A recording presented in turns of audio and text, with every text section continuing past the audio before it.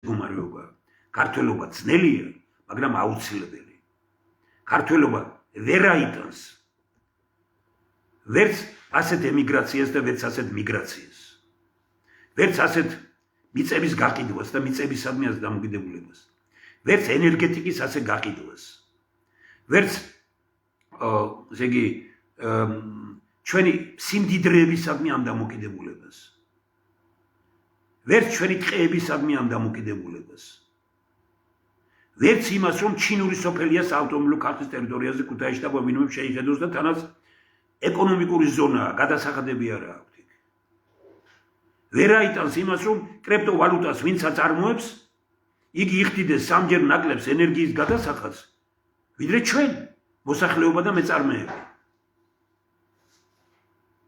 ამას ვინც აიტანს, ის ქართველი არ არის. ქართველი ვინც აიტანს ამ მდგომარეობას, რომელიც თქვათ, აი ასეთი უუფლებო რეგიონები იყოს, ასეთი დემოგრაფიული სიტუაცია ჰქონდეს, განათლების ასეთი რეფორმა ხდებოდეს, აი ასეთი ჯარიმების ასეთი სისტემა იყოს ქვეყანაში. თბილისში ასეთი მშენებლობების, აი დამანგრეველი, თბილისის დამანგრეველი მშენებლობების ასეთი სისტემა იყოს მოქმედებაში მოყვანილი. ამას ქართველი როგორ შეიძლება რომ შეეგუოს? თუ